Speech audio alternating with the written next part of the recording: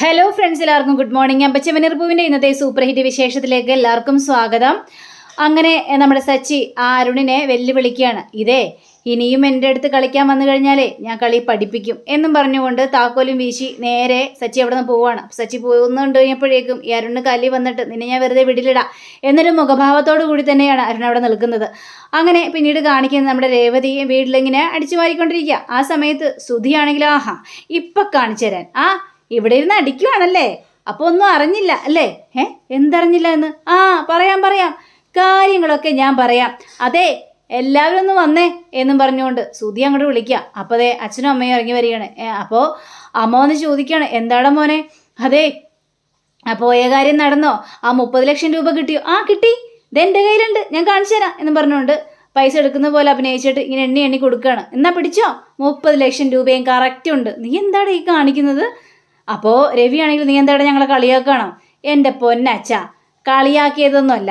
30 ലക്ഷം രൂപയൊന്നും അത്ര പെട്ടെന്നൊന്നും കിട്ടാനായിട്ട് പോകുന്നില്ല.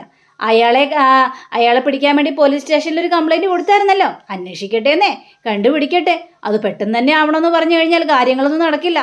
30 ലക്ഷം രൂപയും കൊണ്ടല്ലോ ഒരാളെ മുങ്ങിയിരിക്കുന്നത്. അത് കണ്ടുപിടിക്കണ്ടേ. പക്ഷെ നിങ്ങളെ ഞാനിവിടെ വിളിച്ച് വരുത്തിയതേ വേറൊന്നുമല്ല, ഒരു പ്രധാനപ്പെട്ട കാര്യം പറയാനാണ്. പ്രധാനപ്പെട്ട കാര്യമോ? എന്താടാ പറയാനുള്ളത്? നിങ്ങളെ ഒരുത്തനെ ഇങ്ങനെ പുകഴ്ത്തി വെച്ചിരിക്കുന്നുണ്ടല്ലോ. അവൻ കുടിക്കില്ല, തല്ലുകൂടില്ല എന്നൊക്കെ പറഞ്ഞുകൊണ്ട് നിങ്ങളുടെ സച്ചി. എന്നിട്ട് അവൻ എവിടെ? അവൻ്റെ സ്വഭാവത്തിൽ ഒരു മാറ്റവും സംഭവിച്ചിട്ടില്ല.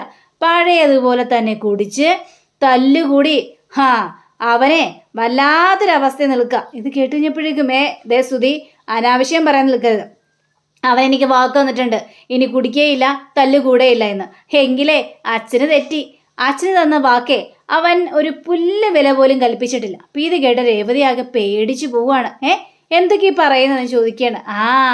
നിന്റെ ഭർത്താവ് അടി കൂടി മറ്റുള്ളവരുടെ കൂടെ തല്ലും കൂടി കള്ളും കുടിച്ച് ഇപ്പോഴും നടക്കുകയാണ്. അപ്പോഴേക്കും ചന്ദ്രയാണെങ്കിൽ കണ്ടോ, അവൻ്റെ സ്വഭാവം മാറില്ലെന്നറിയായിരുന്നു. എല്ലാ ദിവസവും ഇപ്പം മാന്യനായിട്ടായിരുന്നില്ലേ അവൻ്റെ ആക്ടിംഗ് ഒക്കെ? ഇപ്പം എന്തായി? അവൻ്റെ തനിക്കോണം പുറത്ത് വന്നില്ലേ? അവനൊന്നും മാറാനായിട്ട് അവൻ തയ്യാറാവില്ലെന്നേ എന്നൊക്കെ ചന്ദ്ര ഇങ്ങനെ സംസാരിക്കുകയാണ്. ഇത് കേട്ട രവിക്ക് ഭയങ്കര സങ്കടം തോന്നുകയാണ്. അവനിങ്ങോട്ട് വരട്ടെ, അവൻ വന്നു കഴിഞ്ഞിട്ടുണ്ടെങ്കിൽ അവന് ശരിയാക്കും. രേവതി അവനൊന്ന് വിളിച്ചിട്ടുണ്ടേ. ഞാനിപ്പോൾ തന്നെ വിളിക്കാച്ചാ എന്ന് പറയുമ്പോൾ എന്തിനാ വിളിക്കുന്നത്? അവനെ വിളിച്ചിട്ടുന്ന ഒരു കാര്യമില്ല. അവനിപ്പേ പോലീസ് സ്റ്റേഷനിലാണ്.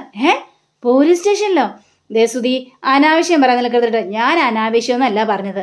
ഞാനേ കംപ്ലൈൻറ്റ് കൊടുക്കാൻ വേണ്ടി പോലീസ് സ്റ്റേഷനിൽ പോയപ്പോഴേ അവനവിടെ ഉണ്ട്.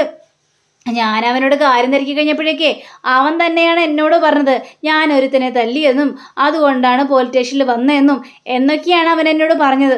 ഇത് കേട്ട് ഇവർ രണ്ടുപേരും ആകെ ടെൻഷൻ അടിച്ച് നിൽക്കുകയാണ്. ഇപ്പം തന്നെ പോലീസ് സ്റ്റേഷനിൽ പോകണം, എന്നിട്ട് ഞാൻ കാണിച്ചു കൊടുക്കുന്നുണ്ട്. അങ്ങനെ രവി രണ്ടും കൽപ്പിച്ച് അങ്ങോട്ട് പോകണം. അച്ഛൻ ഞാനും വരുന്നെന്ന് പറഞ്ഞുകൊണ്ട് രേവതിയും പിന്നാലെ പോവുക. അപ്പോൾ അവർ പുറത്തേക്ക് ഇറങ്ങുന്ന ആ സമയം കൊണ്ട് വരുന്നു സച്ചി കാറായിട്ട് വരികയാണ്. ഇത് കണ്ടു കഴിഞ്ഞപ്പോഴേക്ക് സുധിയാണെങ്കിലേ ഇത്ര പെട്ടെന്ന് ഇപ്പം വന്നോ എന്ന് വിചാരിച്ചുകൊണ്ട് സുധി അങ്ങ് നിൽക്കാം. അപ്പോൾ എടാ നീ എവിടെയായിരുന്നെടാ? നിങ്ങൾ രണ്ടുപേരും ഇത് എങ്ങോട്ട് പോകുന്നു? അല്ല വലിയ ധൃതിയിൽ എങ്ങോട്ട് പോകുന്ന തിരക്കിലാണല്ലോ. എങ്ങോട്ടാ പോകുന്നേ? ഇത് കേട്ട ഉടനെ തന്നെ നമ്മുടെ രവി ആണെങ്കിൽ സച്ചിയുടെ കാരണം നോക്കി പട്ടക്കെന്ന് പറഞ്ഞു പൊട്ടിയിലാണ്. നീ വീണ്ടും അത് ആവർത്തിച്ചല്ലേടാ? അച്ഛാ എന്തിനാ അച്ഛനെ തല്ലിയത്? നീ കുടിക്കില്ല, മറ്റുള്ളവരുടെ തല്ലുകൂടില്ല എന്നൊക്കെ എനിക്ക് വാക്ക് തന്നത് വെറുതെ ആണല്ലേടാ. നിന്നെ ഞാൻ ശരിയാക്കും, നീ ഒരിക്കലും നന്നാവില്ലടാ. നീ ഈ കൊച്ചിനെ കുറിച്ചൊന്ന് ആലോചിച്ച് നോക്കടാ, നിന്നെക്കുറിച്ച് ഓർത്ത് എത്രമാത്രം സങ്കടപ്പെടുന്നുണ്ടാടാ എന്നൊക്കെ പറഞ്ഞുകൊണ്ട് രവി അങ്ങോട്ട് സച്ചിയോട് കുറ്റപ്പെടുത്തുകയാണ്. അച്ഛൻ ഞാനൊന്ന് പറയട്ടെ അച്ഛാ. അപ്പോൾ രേവതിയും കുറ്റപ്പെടുത്തുകയാണ്. സച്ചിയേട്ടാ നിങ്ങൾ എത്ര പറഞ്ഞാലും നന്നാവില്ലല്ലേ? നിങ്ങൾ എന്തിനാ വഴി കിടന്ന് തല്ലുകൂടിയത്? നിങ്ങൾ എന്തിനാ കള്ള് കുടിച്ചത് എന്നൊക്കെ ചോദിക്കേണ്ട. രേവതി ഞാൻ തല്ല് കൂടിയിട്ടുമില്ല, കള്ള് കുടിച്ചിട്ടുമില്ല, എന്തൊക്കെയാണ് പറയുന്നത് എന്ന് ചോദിക്കുകയാണ്. അപ്പോഴേക്കും പിന്നെ നിന്നെ എന്തിനാടാ പോലീസ് സ്റ്റേഷനിലൊക്കെ പിടിച്ചുകൊണ്ട് പോയത് പോലീസുകാർ? അയ്യോ എന്നെ പോലീസുകാർ പിടിച്ചിട്ടുമില്ല എന്നേ, ഞാനാ പോലീസ് സ്റ്റേഷനിലേക്ക് കയറി ചെന്നത്. ഇത് കേട്ട സുധിയാണെങ്കിൽ ഇവൻ പറയുന്നത് മുഴുവൻ പച്ച കള്ളമാണ്. അപ്പോൾ ചന്ദ്രയും പറയണം അതെ ഇവൻ പറയുന്നത് മുഴുവൻ പച്ച കള്ളമാണ്. കണ്ടോ, ഇവൻ തല്ലുകൂടിയിട്ട് വരുന്ന വരവ് തന്നെയാണ്. എടാ നീ തന്നെയല്ലേ എന്നോട് പറഞ്ഞത് നീ ഒരാളോട് തല്ലുകൂടിയെന്ന്?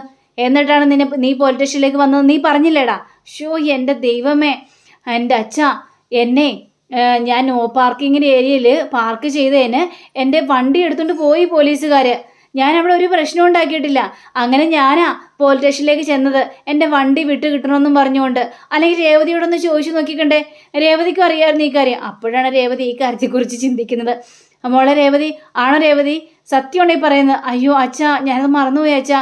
സത്യം, സച്ചിയേട്ടൻ്റെ കാറ് പിടിച്ചുകൊണ്ട് പോയായിരുന്നു. അങ്ങനെ ഞാനാ SI സാറിൻ്റെ വീട്ടിൽ പോയി കാര്യങ്ങളെല്ലാം സംസാരിച്ചത്. അങ്ങനെ സച്ചിയേട്ടന് കാറ് വിട്ടുകൊടുത്തതെന്ന് പറയണം. എൻ്റെ പൊന്നും മോളെ, നിനക്കത് പറയായിരുന്നില്ലേ? അച്ഛൻ ഞാൻ ആ കാര്യം കൂടി വിട്ടുപോയി. അപ്പോഴേക്ക് സുധി ഒന്ന് പറയണം, പിന്നെ നീ എന്തിനാടാ എന്നോട് അങ്ങനെ പറഞ്ഞത്? നീ എന്നോട് വന്ന് ചോദിച്ചു, തല്ല് കൂടിയിട്ട് വന്ന വരവാണല്ലേ, കള്ളു കുടിച്ചുകൊണ്ട് വരവാണല്ലേ എന്നൊക്കെ ചോദിച്ചപ്പോഴേക്കും അതെന്ന് ഞാനും പറഞ്ഞു. നിന്നോട് കാര്യങ്ങളൊന്നും വിശദീകരിക്കാനുള്ളൊരു മാനസികാവസ്ഥയല്ലായിരുന്നു എനിക്ക്. അതുകൊണ്ടാണ് ഞാൻ പറയാതിരുന്നത്. എല്ലാവരും കൂടി എന്നെ കുറ്റപ്പെടുത്തി അല്ലേ? എനിക്ക് കാര്യങ്ങളെല്ലാം മനസ്സിലായി എന്നും പറഞ്ഞുകൊണ്ട് നമ്മുടെ സച്ചി സങ്കടപ്പെട്ടിട്ട് നേരെ അകത്തേക്ക് കയറിപ്പോയി ഇങ്ങനെ ഇരിക്കുകയാണ്. അപ്പോൾ സച്ചി ഇങ്ങനെ ഇരുന്ന് കരയാണ്. രേവതി, അറിയോ രേവതി, അച്ഛനെന്നെ തല്ലിയപ്പോഴേ എൻ്റെ ശരീരമല്ല എനിക്ക് വേദനിച്ചത്, എൻ്റെ മനസ്സാണ് എനിക്ക് വേദനിച്ചത്. അത്രയ്ക്ക് എനിക്ക് സഹിക്കാനായിട്ട് പറ്റിയില്ല. എൻ്റെ അച്ഛൻ എൻ്റെ കാരണത്തടിച്ചത് കണ്ടില്ലേ എന്നും പറഞ്ഞുകൊണ്ട്. അപ്പോൾ രവിക്കും ഇത് കേട്ട് കഴിഞ്ഞപ്പോഴേക്കും ആകെ സങ്കടം തോന്നി. അങ്ങനെ സുധിയാണെങ്കിലും പിന്നെ വെറും ആക്ടിങ് കണ്ടില്ലേ അമ്മ, അവൻ കിടന്ന് ആക്ട് ചെയ്യുന്നത്. ചന്ദ്രയാണെങ്കിലും മിണ്ടാതിരിക്കടാ, അവിടെ സംസാരിക്കുന്നത് കണ്ടില്ലേ. അങ്ങനെ ചന്ദ്രയും പറയാ. അങ്ങനെ രവി നേരെ സച്ചിൻ്റെ അടുത്തേക്ക് ചെല്ലുകയാണ്. മോനെ സച്ചി, എടാ ഈ അച്ഛനോട് ക്ഷമിക്കണോടാ എന്നും പറഞ്ഞുകൊണ്ട്. അച്ഛൻ തല്ലിയത് മോന് വേദനിച്ചോ എന്ന് ചോദിച്ചു കഴിഞ്ഞപ്പോഴേക്കും, അച്ഛൻ എന്നെ തല്ലുമ്പോഴൊന്നും എനിക്ക് വേദനിക്കാറൊന്നുമില്ല. പക്ഷേ ഇപ്പം എന്നെ തല്ലിയത് എനിക്ക് വേദനിച്ചു അച്ഛാ. അത്രയ്ക്ക് മനസ്സ് നൊന്തുപോയി. സത്യാവസ്ഥ അറിയാതല്ലേ അച്ഛൻ എന്നെ പിടിച്ച് തല്ലിയത്. അതൊക്കെ എൻ്റെ മനസ്സ് ഒരുപാട് വേദനിച്ചു. പോട്ടേടാ, അച്ഛൻ ആ ഒരു സിറ്റുവേഷനിൽ നിന്നെ തല്ലേണ്ടി വന്നു. അച്ഛനോട് ക്ഷമിക്കണമെന്ന് പറഞ്ഞുകൊണ്ട് അവിടെ അതങ്ങോട്ട് തീർക്കുക. അങ്ങനെ നമ്മുടെ രവി അവിടെ നിന്ന് പോവുകയും ചെയ്യാണ്. അപ്പോൾ സച്ചിയേട്ടാ സങ്കടപ്പെടേണ്ട, ഇനിയിപ്പോൾ കഴിഞ്ഞതെല്ലാം കഴിഞ്ഞ് ഇനി അതിനെക്കുറിച്ച് ഓർത്തൊന്നും സങ്കടപ്പെടേണ്ടെന്ന് പറഞ്ഞുകൊണ്ട് സച്ചിയെ വിളിച്ചുകൊണ്ട് പോവുകയാണ്. പക്ഷേ ചന്ദ്രയ്ക്ക് അത് വലിയ തീരെ അങ്ങോട്ട് ഇഷ്ടപ്പെട്ടൊന്നുമില്ല. ചന്ദ്ര ആകെ കലി കൊണ്ടൊരവസ്ഥ നിൽക്കുകയാണ്. ഇവനേട്ട് എങ്ങനെയെങ്കിലും ഇത് പൊട്ടിക്കണം എന്നൊരു ചിന്ത മാത്രമേ ചന്ദ്രയുടെ മനസ്സിലുള്ളൂ. അങ്ങനെ പിന്നീട് കാണിക്കുന്നത് നമ്മുടെ രവിയും അതേപോലെ തന്നെ ചന്ദ്രൻ കൊണ്ട് നിൽക്കുക. അപ്പോൾ രവി പറയുകയാണ്, മോളെ എനിക്ക് ഒരു കോഫി വേണമായിരുന്നു മോളെ എന്ന് പറഞ്ഞപ്പോഴേക്കും അച്ഛൻ ഞാനിപ്പോൾ എടുത്തുകൊണ്ട് വരാം. എനിക്കും കൂടി ഒരെണ്ണം എടുത്തോ എന്ന് ചന്ദ്രയും പറയുകയാണ്. അങ്ങനെ ഇവർക്ക് രണ്ടുപേർക്കും കോഫി എടുക്കാൻ വേണ്ടി നേരെ രേവതി അടുക്കളയിലേക്ക് കയറി പോകുമ്പോൾ വരുന്നു നമ്മുടെ രവിയുടെ കൂട്ടുകാരൻ വരികയാണ്. അപ്പോൾ കൂട്ടുകാരനെ കണ്ടുകഴിഞ്ഞപ്പോഴേക്കും ഇതാര്, വാ കയറി വാ എന്നും പറഞ്ഞുകൊണ്ട് ക്ഷണിക്കുക. ചന്ദ്രേ, ഇവനും കൂടി ഒരു കോഫി എടുത്തോട്ടെ. എനിക്ക് കോഫി ഒന്നും വേണ്ട. അതെന്താടാ, എൻ്റെ വീട്ടിൽ നിന്ന് കോഫി കുടിക്കാനായിട്ട് നിനക്ക് പറ്റില്ലേ? എന്താ സംഭവിച്ചത്, എന്താ കുടിക്കാത്തത് എന്നൊക്കെ ഇനി ചോദിക്കുമ്പോൾ ഇയാളിരുന്ന് ഇങ്ങനെ ഭയങ്കരമായിട്ട് ഇങ്ങനെ കരയുകയാണ് അശോകൻ. അപ്പോൾ കരയുന്നുണ്ട് കഴിഞ്ഞപ്പോഴേക്കും, എന്താടാ പറ്റിയത്, നിൻ്റെ മുഖം വല്ലാതിരിക്കുന്നുണ്ടല്ലോ, നീ ഇവിടെ ഇരിക്കുന്നേ, എന്താ കാര്യം, എന്താണെന്ന് വെച്ചാൽ പറ. അപ്പോൾ ചന്ദ്ര ഇങ്ങനെ നോക്കിക്കൊണ്ട് നിൽക്കണം. ചതി പറ്റിപ്പോയി, എൻ്റെ കുടുംബത്തെ ചതിച്ചു. ഇനി ഞങ്ങൾ നാട്ടുകാരുടെ മുന്നിൽ എങ്ങനെ നോക്കും? എല്ലാവരുടെ മുന്നിൽ തലകുനിച്ച് നിൽക്കേണ്ട ഒരു അവസ്ഥ വന്നില്ലേ? എൻ്റെ കുടുംബത്തെ ചതിച്ചു എന്ന് പറയണം. ആര് ചതിച്ചു എന്ന്? എൻ്റെ മകൾ തന്നെ ചതിച്ചു എന്ന് പറഞ്ഞപ്പോഴേക്കും എല്ലാവരും ഇങ്ങനെ അന്തപ്പെട്ട് നോക്കി. അപ്പോൾ സച്ചിയും വരികയാണ്. എന്തൊക്കെയാണ് അങ്കളി പറയുന്നതെന്ന് ചോദിക്കുകയാണ്. അതെ, നീ ഈ ലെറ്റർ ഒന്ന് വായിച്ചു നോക്ക് സച്ചി എന്ന് പറഞ്ഞുകൊണ്ട് ആ ലെറ്റർ എടുത്ത് കൊടുക്കുക. ലെറ്റർ എടുത്ത് കൊടുത്തു കഴിഞ്ഞപ്പോഴേക്കും മകളതിൽ എഴുതി വെച്ചിരിക്കുകയാണ്, എനിക്ക് ഇഷ്ടപ്പെട്ട ഒരാളോടൊപ്പം ഞാൻ പോവാണ് അച്ഛാ, അച്ഛനെ വേദനിപ്പിക്കുന്നതിൽ ഒരുപാട് സങ്കടം ഉണ്ടെന്നും പറഞ്ഞുകൊണ്ട് അങ്ങനെ ഒരു കാര്യം എഴുതി വെച്ചിരിക്കുകയാണ്. കണ്ടില്ലേ, എൻ്റെ മകൾ കാണിച്ച കാട്ടായം കണ്ടില്ലേ, അവളെ ഞാൻ എങ്ങനെ വളർത്തിയതാണ്, എത്ര സന്തോഷത്തോടു കൂടി തന്നെയാണ് ഞങ്ങൾ കഴിഞ്ഞത്. അപ്പോൾ അവൾക്ക് ഇഷ്ടപ്പെട്ട ഒരാളെ കണ്ടു കഴിഞ്ഞപ്പോഴേക്കും അച്ഛനും വേണ്ട അമ്മയും വേണ്ട എന്ന രീതിയിൽ തന്നെ അവൾ പോയി കളഞ്ഞില്ലേ. ഇതൊക്കെ ആലോചിക്കുമ്പോൾ എൻ്റെ മനസ്സ് വല്ലാതെ വേദനിക്കുന്ന രവി എന്ന് പറയുകയാണ് ഈ അശോകൻ. ഇത് കേട്ട ചന്ദ്രയാണല്ലോ, എന്നാലും അവൾ ഭയങ്കര അഹങ്കാരിയായി പോയിട്ടോ. ഇത്രയും നോക്കി വളർത്തി അച്ഛനെയും അമ്മയൊക്കെ വിട്ടിട്ട് അവളെ കണ്ടൊരുത്തിൻ്റെ ഒപ്പം കയറി ഇറങ്ങി പോയിരിക്കുന്നു. ഇവളൊക്കെ എന്താ ചെയ്യേണ്ടത്? അപ്പോൾ രവിയും പറയാണ്, അതെ, എന്നാലും നമ്മൾ നന്നായിട്ട് നോക്കിയത്, അവളെക്കുറിച്ച് ഞാൻ ഇങ്ങനെയൊന്നും വിചാരിച്ചില്ല. എനിക്കും അവളോട് ഭയങ്കര സ്നേഹമായിരുന്നു. അവൾ നല്ലൊരു പെൺകുട്ടിയായിരുന്നില്ലേ? അവൾ എന്തിനാ പിന്നെ ഇങ്ങനൊരു കാര്യം കാണിച്ചത്? എനിക്കത് വിശ്വസിക്കാൻ പോലും പറ്റുന്നില്ലടാ എന്ന് പറയാണ്. എനിക്കത് വിശ്വസിക്കാൻ പോലും പറ്റിയില്ല. അവൾക്ക് വേണ്ടി ഞാൻ നല്ലൊരു പയ്യനെ ആലോചിച്ചതാണ്. നല്ല ഗവൺമെൻറ് ജോലിയുള്ളതും നല്ല സമ്പത്തുള്ളൊരു തറവാടിലുള്ള ഒരു ആളെയാണ് ഞാൻ ആലോചിച്ചത്. പക്ഷെ അവൾക്ക് അതൊന്നും വേണ്ട. അവൾക്ക് സ്നേഹിച്ച ഏതോ ഒരുത്തൻ, എവിടെയോ കിടന്ന ഒരുത്തൻ അവൻ്റെ കൂടെ പോയി. ഇനി അവളുടെ ജീവിതം എന്താകും രവി? ഇത് കേട്ട സച്ചിയാണെങ്കിൽ അങ്കളെ അങ്ങനെ പറയരുത് അങ്കളെ. കാരണം നമ്മുടെയൊക്കെ മനസ്സിൽ അങ്ങനെയായിരിക്കും. നമ്മുടെ മക്കൾക്ക് വേണ്ടി കണ്ടെത്തുന്ന ആളാണ് ഏറ്റവും വലിയ പെർഫെക്റ്റ് ആയ ആളെന്ന്. പക്ഷേ ചിലപ്പോൾ അങ്ങനെ ആയിരിക്കില്ല. നമ്മുടെ മനസ്സിന് ഇഷ്ടപ്പെട്ട ഒരാളെയാണ് നമ്മൾ തിരഞ്ഞെടുക്കേണ്ടത്. അതേപോലെ തന്നെ അങ്കിളുടെ മോളും അവൾക്ക് ഇഷ്ടപ്പെട്ട ഒരാളെ തിരഞ്ഞെടുത്തു. അവൾക്ക് അവനെ കല്യാണം കഴിക്കണമെന്ന് തോന്നി. അത് നിങ്ങളോടൊന്ന് പറഞ്ഞതുമല്ലേ? അപ്പം നിങ്ങൾ എന്തായിരുന്നു ചെയ്യേണ്ടത്? ശരി മോളെ, അന്വേഷിക്കാം, നമുക്ക് ആ കല്യാണം നടത്താം എന്നൊക്കെയല്ലേ. ചിലപ്പോൾ അങ്കിള് കണ്ടെത്തിയതിനേക്കാളും നല്ലൊരു പയ്യനാണെങ്കിലോ ഇവൻ. അതുകൊണ്ടായിരിക്കും ഇവള് കൂടെ പോയിരുന്നെങ്കിലോ. പക്ഷേ അവള് അത്രയ്ക്കും മണ്ടിയായ ഒരു പെൺകുട്ടിയാണെന്നൊന്നും എനിക്ക് തോന്നില്ല. ഡിഗ്രി എടുത്ത കുട്ടിയല്ലേ, നല്ല വിദ്യാഭ്യാസവും കാര്യങ്ങളും ഉള്ള കുട്ടിയല്ലേ. അപ്പോൾ പിന്നെ ഇതൊന്നും നമുക്ക് വിശ്വസിക്കാൻ പറ്റാത്തൊരു കാര്യമാണെന്നൊക്കെ പറയുകയാണ്. ഇത് കേട്ട് കഴിഞ്ഞപ്പോഴേക്കും രവിക്കും അതേപോലെ തന്നെ അശോകനൊക്കെ അത് കാര്യമാണെന്ന് തോന്നിക്കഴിഞ്ഞു.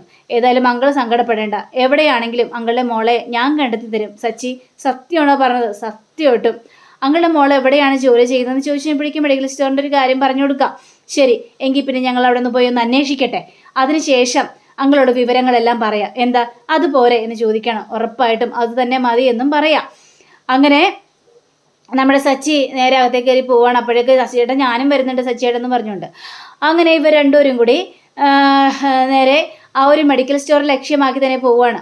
ഇതല്ലേ മാളു ജോലി ചെയ്ത ആ മെഡിക്കൽ സ്റ്റോർ, നമുക്ക് ഏതായാലും അങ്ങോട്ട് കയറി ചെല്ലാം എന്ന് പറഞ്ഞുകൊണ്ട്. അപ്പോൾ അവിടെ ഒരു ആളായിരുന്നു നിർദ്ദേശിച്ചത്. അതെ, ഇവിടെ മാളു എന്ന് പറഞ്ഞൊരു പെൺകുട്ടി ജോലി ചെയ്യുന്നുണ്ടായിരുന്നോ? ഉണ്ടായിരുന്നല്ലോ.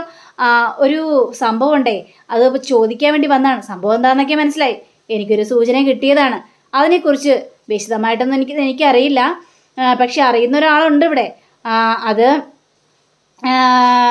പ്രിയയാണ്. ആ പ്രിയയോട് ചോദിച്ചു കഴിഞ്ഞാൽ കാര്യങ്ങളെല്ലാം മനസ്സിലാവും. എന്നിട്ട് ആ പെൺകുട്ടി ഇവിടെ ഇല്ലേ എന്ന് ചോദിച്ചപ്പോഴേക്ക് ഇപ്പോൾ വരും, ബാങ്കിൽ പോയിരിക്കുകയാണ്. അങ്ങനെ ദേ വരുന്നു നിങ്ങൾ അന്വേഷിച്ച ആള്. അങ്ങനെ ഈ മാളുവിൻ്റെ കൂട്ടുകാരിയെ കാണുകയാണ്. അപ്പോൾ മാളുവിൻ്റെ കൂട്ടുകാരിയെ കണ്ടു കഴിഞ്ഞപ്പോഴേക്കും അതെ മാളു, എനിക്ക് ഇങ്ങോട്ടൊന്ന് വരാവോ? എനിക്ക് കുറച്ച് കാര്യങ്ങളെല്ലാം സംസാരിക്കാൻ. എനിക്ക് സംസാരിക്കാനൊന്നുമല്ല, എനിക്കിവിടെ നല്ല തിരക്കുണ്ട് എന്ന് പറയാം. പറഞ്ഞപ്പോഴേക്കും ഈ ഓണറാണെങ്കിൽ എന്ത് തിരക്ക്? ഇവിടെ ഇപ്പോൾ മരുന്ന് മേടിക്കാൻ ആൾക്കാരൊന്നും വന്നിട്ടില്ലല്ലോ, പിന്നെ നിനക്ക് എന്ത് തിരക്കെന്നാ പറയുന്നത്? മാളു ഒന്ന് വാ മാളു, ഒരു കാര്യങ്ങൾ ചോദിക്കാനാണേ. അങ്ങനെ മാളുവിനെയും കൂട്ടിക്കൊണ്ട് പോവുകയാണ്. അത് പ്രിയയും കൂട്ടിക്കൊണ്ട് പോവുകയാണ്. എനിക്ക് മാളുവിനെ കുറിച്ചാണ് അറിയാനുള്ളത്. മാളുവിനെ കുറിച്ചോ? എന്തറിയാനായിട്ട്? എനിക്കൊന്നും അറിയില്ല മാളുവിനെ കുറിച്ച്. നിങ്ങൾ അങ്ങനെ പറയാനായിട്ട് നിൽക്കരുത്. മാളു ഒരാളായിട്ട് ഇപ്പോൾ ഒളിച്ചോടി പോയിരിക്കുകയാണ്. അവരെവിടെയുണ്ട്, എവിടെയാണ്, എങ്ങനെയാണ് എന്നൊക്കെ എനിക്ക് അറിയണം. ഇത് കേട്ടപ്പോഴേക്കും എനിക്ക് അറിയില്ലെന്നല്ലേ പറഞ്ഞത്. ഇതിനെക്കുറിച്ച് ഒരു വിവരവുമില്ല. ഇത് കേട്ട സച്ചിക്ക് കലി വരികയാണ്. നിനക്കറിയാവുന്ന ഞങ്ങൾക്കറിയാം. ഇനി നീ പറഞ്ഞില്ലെങ്കിൽ ഞങ്ങൾ പോലീസ് സ്റ്റേഷനിൽ പോയി കംപ്ലൈൻറ്റ് കൊടുക്കും. അങ്ങനെ ഇതിനെക്കുറിച്ചൊരു അന്വേഷണം വരും. നിന്നെ സ്റ്റേഷനിലേക്ക് കൊണ്ടുപോകും, നിന്നെ ചോദ്യം ചെയ്യും. അതൊക്കെ വേണ്ട എങ്കിൽ സത്യം പറഞ്ഞോ, അല്ലെങ്കിൽ ഞങ്ങൾ സ്റ്റേഷനിൽ പോയി കംപ്ലൈൻറ്റ് കൊടുക്കുക. അയ്യോ സാറേ, വേണ്ട സാറേ, ഞാൻ എന്താണെന്ന് വെച്ചാൽ പറയാം. അത് പിന്നെ മാളും അവനും കൂടി എനിക്ക് പരിചയമുള്ള ഒരാളുടെ വീട്ടിലുണ്ട്, കൂട്ടുകാരത്തിൻ്റെ വീട്ടിലാണ് ഉള്ളത്.